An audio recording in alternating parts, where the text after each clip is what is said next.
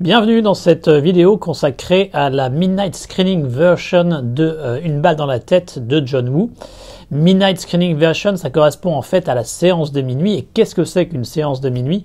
Eh bien en fait ça correspondait à une pratique très courante au sein de l'industrie cinématographique hongkongaise de l'âge d'or des années 80, début 90, même fin 90 ici, qui était d'avoir des avant-premières qui avaient lieu à minuit, donc quelques jours avant la sortie officielle des films. Et ces avant-premières, ces séances de minuit, c'était des moments où les producteurs, les réalisateurs observaient attentivement les réactions du public et en fonction de ces réactions, ils faisaient potentiellement des changements sur le film qu'ils présentaient avant sa sortie officielle. Donc en quelques jours, ils effectuaient potentiellement un nouveau montage afin de donner davantage satisfaction au public parce que à Hong Kong, durant toute cette période et encore aujourd'hui, à ma connaissance d'ailleurs, il n'y a pas vraiment de projection test. Donc ça en faisait office, c'était à la fois des avant-premières et des projections test. Et si je fais une vidéo sur la version séance de minuit de Une balle dans la tête, c'est parce que la Hong Kong Film Archive, donc l'équivalent hongkongais de la Cinémathèque française, a proposé, il y a maintenant un peu moins de 2 semaines, de projeter cette version de séance de minuit de Une balle de la tête. Alors évidemment, moi, quand j'ai vu ça annoncé sur le programme de la Film Archive, je me suis tout de suite emballé en me disant ça y est, on va avoir la version complète, la fameuse mythique version complète d'Une balle dans la tête, c'est-à-dire que quand John Woo a terminé le tournage d'Une balle dans la tête et qu'il a commencé le montage, visiblement il y avait une version nettement plus longue. Alors j'avoue que j'ai pas fait les vérifications, j'aurais dû, mais à culpa, mais c'était quelque chose comme entre 2h30 et 3h, je crois, le premier montage qui avait été fait par Woo. Et puis évidemment c'est une durée beaucoup trop longue. Enfin, maintenant ça paraît presque la norme des films qui sortent, mais en 1989-90 c'était pas le cas, et donc les investisseurs avaient évidemment demandé à ce que ce soit raccourci. Et donc John Woo avait raccourci pour obtenir un film d'environ 2h15 qui a été projeté donc en séance de minuit, et ensuite il y a encore eu des modifications qui ont été faites pour la version finale telle que nous on la connaît, exploitée en VHS, DVD, Blu-ray, sous tous les formats possibles et imaginables. Et donc moi quand j'ai vu cette séance de minuit, cette version séance de minuit qui était proposée par la Film Archive et qui était visiblement récupérée directement auprès de Peter Fung, donc Peter Fung qui est le fils de Gordon Fung, qui était un des grands boss de la Golden Princess, la Golden Princess étant la société qui finançait la société de John Woo et qui finançait également la Cinema City et la Film Workshop. Bon, là on rentre un peu dans la technique, mais enfin ça veut dire que ça venait directement d'une source privilégiée, donc la source de l'investisseur, et donc que ça devait être une version tout à fait unique, cette version séance de minuit. Et donc je me suis tout de suite imaginé que ça allait être cette fameuse version mythique avec énormément de séquences de la jeunesse des personnages de Tony Leung, de Jackie Chung, de Wisely, nettement plus développées, parce que a priori, d'après les interviews qu'on a de John Woo et d'autres personnes qui ont travaillé sur le film, ce serait ça qui aurait été expurgé en partie du film pour être finalement projeté donc à cette séance de minuit.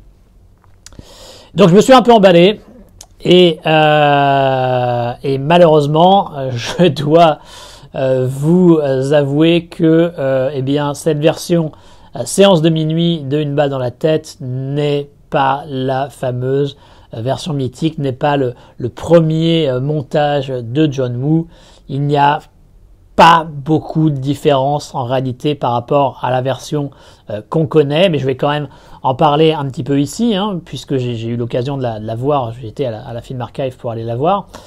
En réalité, il n'y a que une différence majeure, et cette différence, elle est déjà connue, et il y a 2-3 différences mineures, mais vraiment tout à fait mineures.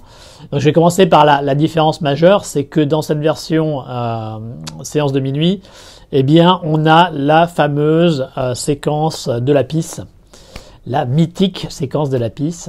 Pour rappel, donc c'était une anecdote qui était racontée par Chow Yun-fat donc dans le syndicat du crime. Anecdote a priori tirée d'un fait réel ayant impliqué le bon ami de Chow Yun-fat, Ringo Lam, le réalisateur Ringo Lam.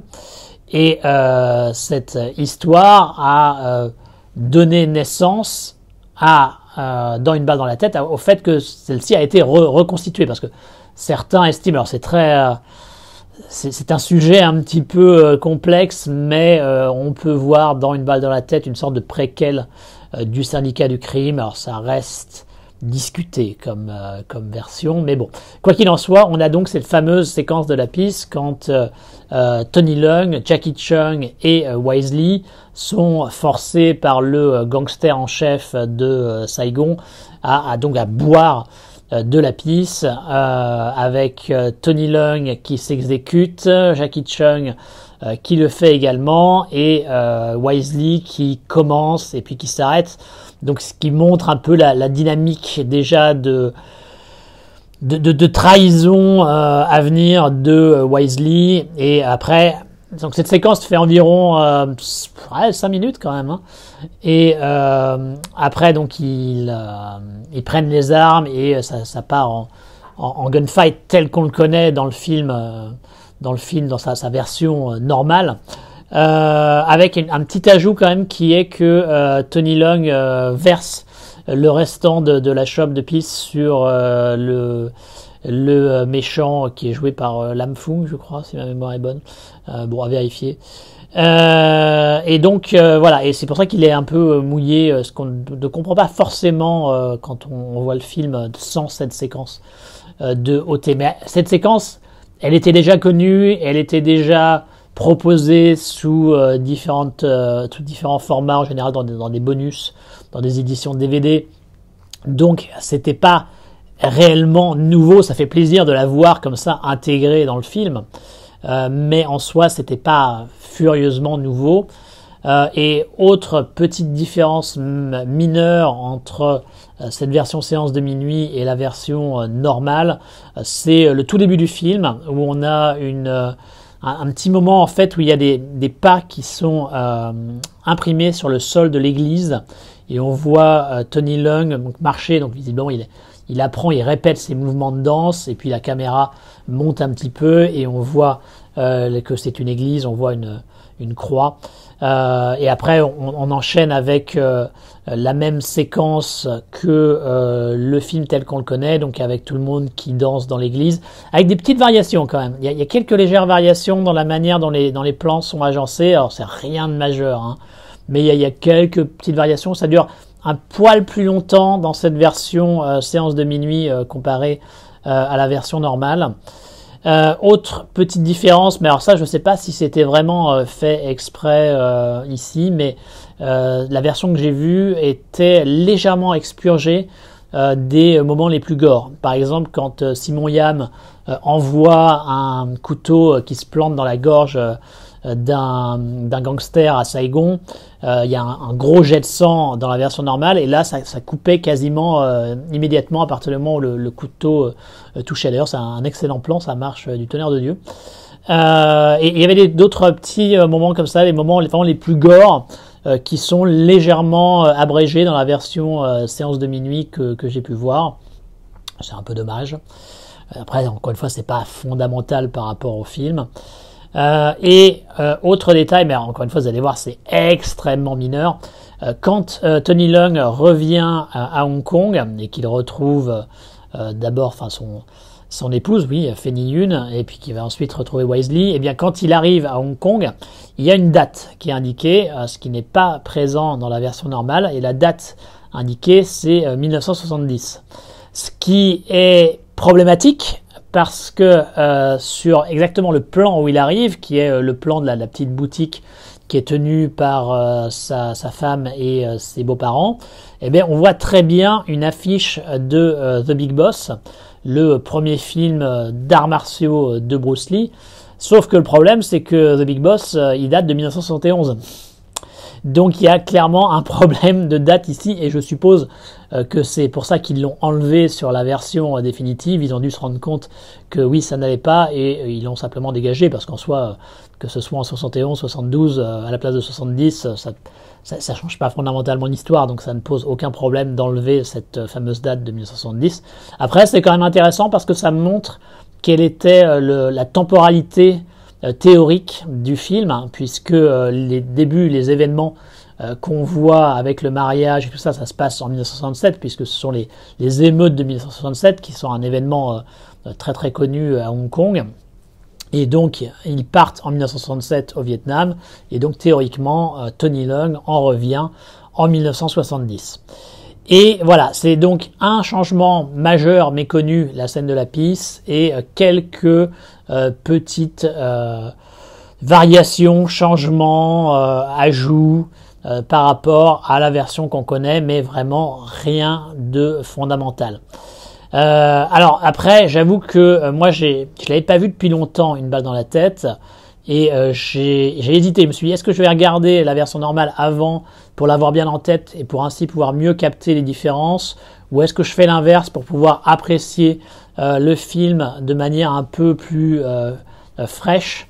Et j'ai préféré cette solution. Donc j'ai d'abord regardé la version séance de minuit, puis j'ai jeté un œil sur la version normale pour essayer de capter ce qui avait été changé. Donc il n'est pas impossible que j'ai loupé quelques autres moments, mais si j'ai loupé d'autres moments, ce sont des moments extrêmement mineurs. Il n'y a rien vraiment de majeur dans cette version séance de minuit. Et alors, pendant que je suis à parler d'une balle dans la tête, c'est l'occasion de reparler à nouveau pour dire mon ressenti par rapport au film. Moi, Une balle dans la tête, j'ai toujours été assez réservé par rapport au film.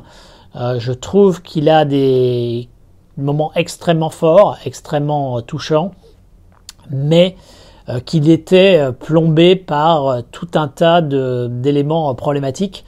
Entre autres, alors je vais en citer quelques-uns, il y a le fait que la structure est directement repompée de Voyage au bout de l'enfer de Michael Cimino.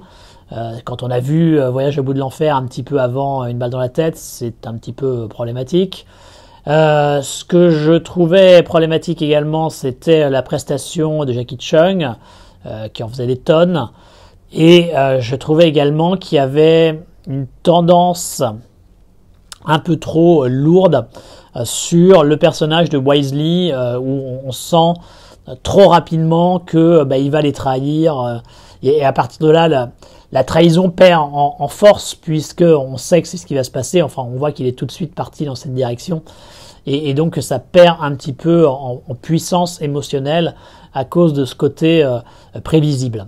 Et donc ça m'a toujours empêché de voir dans Une balle dans la tête le plus grand chef-d'œuvre de John Woo, comme certains l'estiment parfois.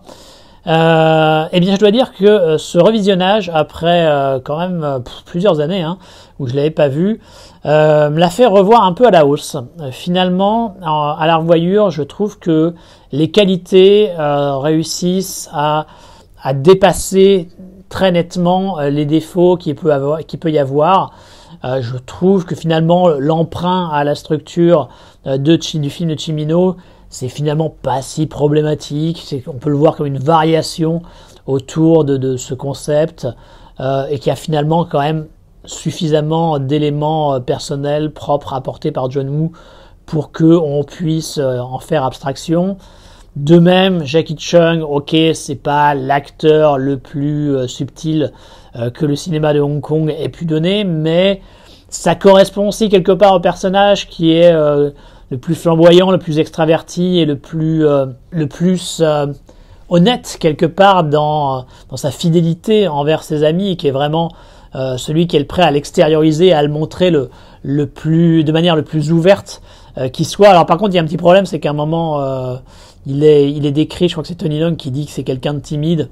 Ouais, bon, ça, là, par contre, non, je pense que ça marche pas, ça. Il aurait fallu couper cette petite ligne de dialogue, mais au final, oui, ça aurait peut-être été mieux avec un acteur un peu plus subtil, mais ça marche quand même pas mal.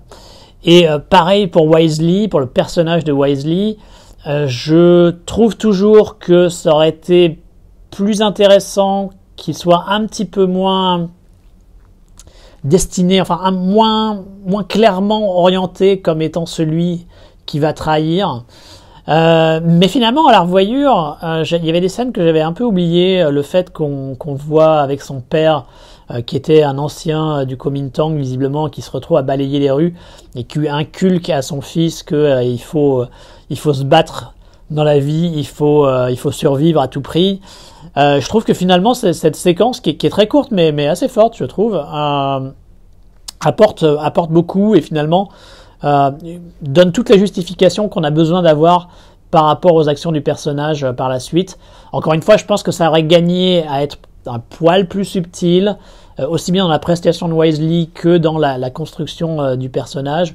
Mais en soi, ça marche quand même plutôt pas mal.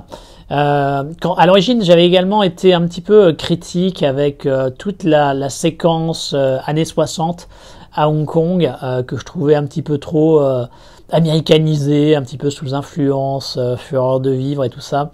Mais finalement, ça passe plutôt bien et je trouve qu'il a fait du bon boulot pour réussir à reconstituer le Hong Kong des années 1960 avec tout ce côté industriel qui a été perdu par la suite. Perdu, peut-être, je sais pas si c'est perdu, ça donne une impression que c'est une mauvaise chose. C'est peut-être pas une si mauvaise chose. En tout cas, ça a changé avec les années 1980 et je trouve qu'il le reconstitue bien, encore une fois, avec quelques plans bien choisis, quelques endroits bien sélectionnés et sans avoir à trop s'apesantir. Ça fait plaisir de voir également une tentative de reconstitution des émeutes de 1967. Alors, il y a quelques autres films qui l'ont fait, Fish History par exemple, mais ça marche plutôt bien et donc ça fait plaisir à voir et encore une fois je remonte à la hausse cette première partie d'une balle dans la tête et ça contribue donc à un sentiment qui est assez réussi. Alors je dirais pas pour autant que qu'une balle dans la tête est son chef-d'œuvre absolu. Ça, je ne le pense pas. Moi, je reste toujours sur ma ligne A Better Tomorrow, The Killer. Alors après, ça peut être l'un ou l'autre en fonction des moments, mais c'est toujours ces deux films qui sont dans le top 1 et 2 pour moi. Et je mettrais Une balle dans la tête probablement dans une solide position de troisième meilleur film de John Woo, ce qui est déjà pas mal du tout. Et avec Hardboiled en quatrième. Voilà, si vous voulez connaître mon top 4 John Woo, c'est celui-là. Deux remarques supplémentaires également. À la revoyure, j'ai été un peu surpris de voir toutes les références qu'il pouvait y avoir à Tiananmen et à la rétrocession.